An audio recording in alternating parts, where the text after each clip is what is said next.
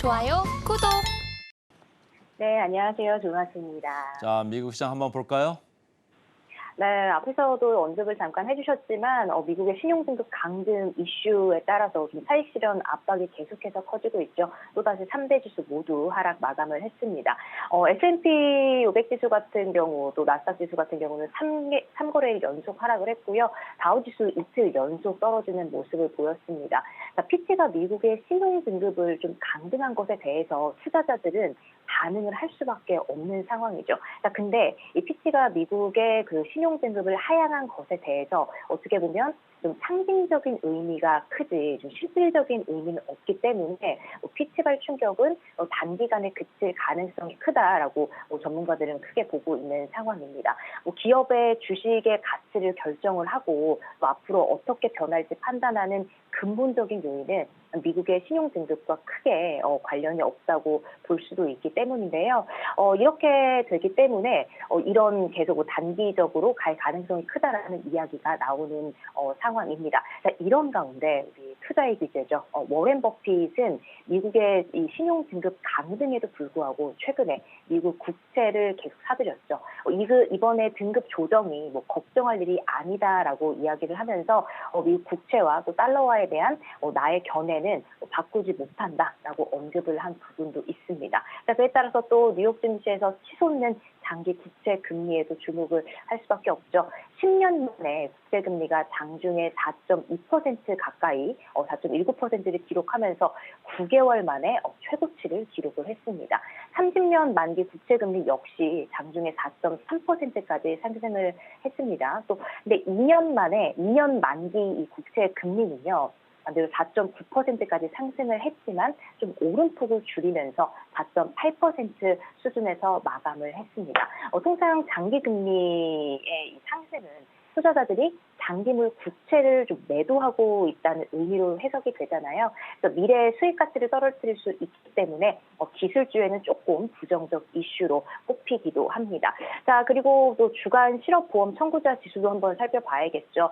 역시 전주 대비해서 2,000건 정도 증가를 하면서 예상치를 밑돌았습니다. 이 고용이 여전히 꺾이지 않고 있다라는 것으로 좀 판단이 되고 또 내일이 되겠죠. 비농업 부분 고용 지표와 또 실업률 발표가 있는데 이 부분도 또 주목할 수밖에 없는 상황이라고 말씀을 드릴 수 있겠습니다. 자, 그다음에 또 사우디 감산 소식이 있죠. 사우디아라비아가 또 하루 100만 배럴의 자발적 원유 감산을 9월까지 연장할 거다라는 보도가 나오면서 유가는 3거래일 만에 상승을 했습니다. 사우디의 9월 생산량이 지금 대략 하루 900만 배럴에 달할 거라면서 기존 감산 규모를 유지할 거다라고 보도를 했죠. 현재 사우디의 원유 생산량과 같은 수준으로 기존 감산 계획을 유지할 거다라는 것도 시사하고 있습니다.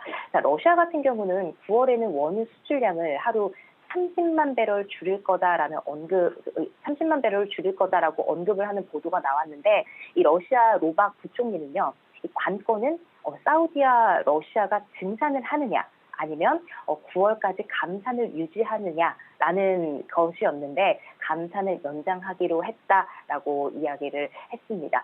자, 현지 시간으로는 또 내일이 되겠죠. 이 오펙 플러스 산유국들의 장관급 감시위원회가 열리기도 하는데요. 큰 이슈는 없을 걸로 보이지만 그래도 어떤 이야기들이 나올지 우리가 주목을 해보면 좋을 것 같다라고 말씀을 드리도록 하겠습니다. 자, 그리고 지금 전 세계적으로 금리 인상에 대한 이슈 끝나지 않았죠.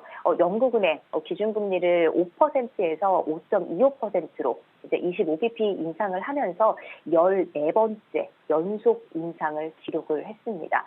중앙은행이 고물가와의 싸움을 계속하면서도 이 차입 비용을 2008년 이후에 최고치로 끌어올렸습니다. 만약에 더 좀 지속적인 압력의 징후가 있다면 이 통화 정책의 추가 긴축이 필요할 거다라고 또 언급을 하기도 했는데요. 이렇게 추가 금리 인상 가능성을 열어둔 상황입니다. 연준과 또 유럽 중앙은행이 금리 인상이 막바지에 다다르고 있다라는 신호를 준 것과는 지금 조금 다른 모습을 보이고 있는 상황이죠. 시장에서는 연준의 금리 인상이 더는 없을 것으로 좀 기대를 하고 있고 유럽 중앙은행은 9월에 마지막 인상을 나설 것으로 예상을 하고 있습니다. 또 영국은행에 대해서는 2번 더 금리를 인상해서 내년 초에 5.75%까지 금리가 오를 걸로 지금 보고 있습니다. 영국에서 지금 시장 금리가 이렇게 올라가고 있는데 미국에서는 지금 금리가 이제 동결될 거다 이런 생각들을 하는 건데 9월에 대해서 전망들이 어떻게 이제 변할 건지가 앞으로 좀 우리 시장 결정할 수 있을 것 같아요. 금방 말씀을 했습니다만은 고용 시장에서도 계속적으로 수치가 지금 잘 나오고 있고 그런데 반면에는 원유 쪽 시장에서는 계속 감산을 이렇게 유지하면 원유 가격이 좀 올라가지 않겠습니까? 그러면 물가 압력도 계속 있을 거고 이렇게 되면은 좋은 뉴스가 나쁜 뉴스고 나쁜 뉴스가 좋은 뉴스라고 제가 어제도 말씀을 드렸었는데 금리 쪽에서 미국 장기채 금리가 지금 4.2까지 왔습니다만은 더 올라갈 수도 있는 거죠. 장기채 금리가 더 올라가는 거는 사실은 거꾸로 보면 채권 가격이 빠지는 거잖아요. 채권 가격이 빠지면은 금융사들 채권 투자 많이 한 데들은 손실이 어마어마하게 늘어날 수 있고 지난번에 뭐 실리콘밸리 은행도 뭐 파산하고 했습니다만 여러 가지 부동산 쪽에도 사실은 악영향을 끼치는 거 아닙니까? 어제 미국에서 장기 국채 금리가 이렇게 올라가면서 부동산주가 좀 안 좋았잖아요. 그래서 전체적으로 이게 좀 리세션으로 갈 가능성이나 이런 것들을 조금 좀 걱정을 하는 그런 시장이 될 것 같다. 그래서 금리가 올라가면 또 성장주가 좀 지장을 받을 것 같다. 이런 생각을 좀 해보고요. 애플 쪽으로 좀 넘어가 보죠. 애플 쪽 아이폰 매출에 대한 기대치가 좀 낮아지네요. 어떻습니까? 네, 그렇습니다. 애플 정말 뭐 기업 사상 최초로 시총 3조 달러를 돌파를 했기 때문에 아무래도 이번 실적 발표에 대해서 정말 이 실적 시즌의 하이라이트다라고 이렇게 생각하는 기대하셨던 분들도 많았을 텐데 예상치를 웃돈 순이익과 매출을 발표는 했지만 아이폰 매출이 예상치에 미치지 못했고 최근에 이 AI가 정말 핫 이슈잖아요. 근데 AI에 대한 특별한 언급도 없어서 좀 시간의 거래에서 하락을 하면서 지금 같은 경우 2.65% 하락한 모습 보입니다. 애플도 이 AJAX라는 자체 생성형 AI를 개발을 했는데요. 애플이 실적 발표 때 이런 언급은 좀 없었습니다. 그래서 아마 AI와 관련된 뭔가를 좀 기대를 했던 투자자들을 조금 실망시킨 것 아닌가라는 생각도 드는데 애플 같은 경우에 주당 순이익이 1.26달러로 발표를 했어요. 시장 예상치는 1.19달러였는데 상회를 했고요. 매출 같은 경우도 818억 달러였는데 예상치는 816억 달러로 매출 같은 경우에도 상승을 했기 때문에 어떻게 보면 좋게 나왔다라고 봤는데 주가는 좀 여러 가지 좀 실망들도 또 너무 기대가 커서 그런가요? 좀 하락하는 모습을 보였습니다. 자, 그런데 앱스토어 같은 이런 서비스 부분 매출이 좀 8% 정도 증가를 했기 때문에 이런 부분도 또 나타난 것 같습니다. 지난 분기에 미국과 중국의 또 경기 둔화로 인해서 아이폰, 또 맥북, 아이패드 이런 하드웨어의 매출은 조금은 부진을 했지만 이렇게 서비스 부분 매출이 조금은 만회한 것으로 보이고 있습니다. 참 재미있는 게 우리나라 시장에서 이제 애플에 공급하는 이제 IT 부품주들이 있지 않습니까? 최근에 애플 주가가 먼저 이렇게 날아갔음에도 불구하고 우리나라 아이폰 부품 공급하는 회사들 주가는 먼저 좀 빠져 있었거든요. 아무래도 부품 공급의 함에 있어서 불확실성 이런 것들이 이제 주가에 들어오면서 먼저 좀 밀린 감이 있는데 오늘 우리 시장 어떻게 반응할지 좀 보고요. 자, 그다음에 보니까 퀄컴 이쪽도 지금 실적 발표 후에 좀 급락을 했어요.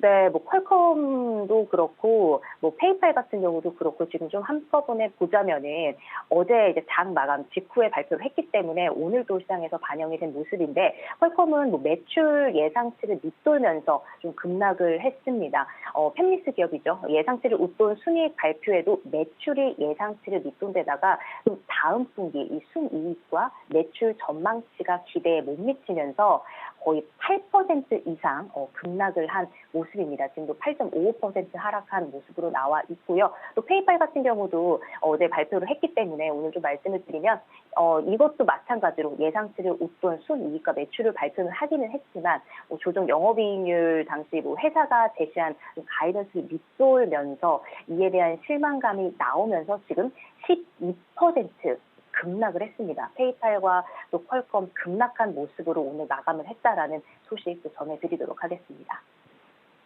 보니까 아주 무시무시합니다. 실적 발표를 했는데 실망세가 좀 센 것 같습니다. 자, 이렇게 좀 안 좋은 뉴스들이 있는데 좀 긍정적인 좀 뉴스도 좀 봐야죠. 아마존 뉴스 좀 좋죠? 네, 아마존 지금도 10% 이제 급등한 모습 보실 수 있는데 아무래도 매출 같은 경우도 11% 증가를 했고 또 하면서 또 실적 발표를 좋게 지금 주가에 반영한 모습 볼 수 있습니다. 아마존이 이제 실적 발표를 통해서 이제 주당 순이익이 65센트라고 이야기를 했는데 시장 예상치가 35센트였어요. 근데 그거를 완전히 크게 상회하는 모습을 보이면서 좋은 모습 보였고 매출 같은 경우는 1,344억 달러를 기록을 했습니다. 물론 시장 예상치도 1,300억 달러 정도였는데 그거를 훨씬 웃도는 수치였습니다. 전년 대비해서도 11% 급등한 것으로 나타났는데요. 아마존 같은 경우는 이 매출이 두 자릿수 증가를 한 거는 6분기 만에 처음이다라고 합니다. 또 3분기 실적 같은 경우도 지금 계속 좋기 때문에 다음 분기 지금의 이 상황도 우리가 좀 기대를 해봐도 좋을 것 같습니다. 아마존이 아마존 웹 서비스의 실적이 특히 좋았다라고 하는데요. 이 부분도 다음 분기에까지 이어지면서 매출도 좀 긍정적으로 전망한 모습까지 보실 수 있을 것 같습니다. 자, 애플 시간에는 좀 밀리고 아마존은 시간에서 좀 올라가고 오늘 우리 시장 재밌을 것 같습니다. 자, 암호화폐 쪽으로 좀 넘어가 볼까요? 비트코인 요새 지지부진하네요. 네, 이 비트코인 참 이 방송을 하면서 좀 즐거운 거, 뭐 좀 새로운 소식을 좀 전해드리고 싶다라는 생각도 하는데 비트코인 여전히 3,800만 원대 좀 붙이기가 아닐까라고 생각을 합니다. 비트코인 요즘 좀 상승 재료가 없죠. 그래서 이런 상황이 아무래도 지금 시장에 그대로 반영돼서 좀 나오는 모습이고요. 근데 또 알트코인 같은 경우는 오늘 같은 경우도 또 큰 폭으로 급등을 한 이런 코인들이 보이긴 하는데 알트코인들 아직도 좀 불확실성이 많이 있기 때문에 오늘 투자하시는 분들 또 의견이 분분할 거는 같아요. 그런데 알트코인 같은 경우 지금 사실 그렇게 긍정적인 이슈만 있는 게 아니기 때문에 알트코인에 접근하시는 분들은 좀 신중한 투자를 하셨으면 좋겠다라는 말씀 좀 드리도록 하겠습니다. 이더리움 관련되는 뉴스도 있죠? 네, 이더리움 선물 ETF에 대한 기대감이 지금 나오고 있는데 미국 증권거래위원회죠. 이더리움 선물 ETF 승인을 할 수 있다라는 기대감이 지금 나오고 있습니다. 사실은 최근까지 이 SEC에서 이더리움 선물 ETF에 대한 승인을 허락을 하지 않았었는데 그간 이더리움 ETF 출시 신청이 지금 10여 건에 달했다라고 합니다. 만약에 이번에 이 SEC가 이더리움 선물 ETF를 승인을 한다면 이 신청일로부터 75일 이후인 10월이 되겠습니다. 10월 12일에 이더리움 선물 ETF가 출시될 예정입니다. 자, 이런 흐름을 보면은 앞서서 이 블랙록이 비트코인 현물 ETF를 신청한 것에 대한 좀 나비 효과다 이렇게 좀 풀이가 될 수 있기도 한데요. 블랙록 ETF 신청이 좀 한 달 넘게 좀 부진했던 이 비트코인의 그런 가격을 폭등시키기도 했습니다. 그래서 이 SEC 내부에 미국 투자 환경이 변화했다라는 인식이 좀 계속해서 늘어나고 있다라고 하고요. 가상자산 ETF에 대한 인식이 블랙록의 이 비트코인 현물 ETF 신청 이후에 몇 달 동안 긍정적으로 변했다라는 이야기들이 지금 계속해서 나오고 있는 상황입니다.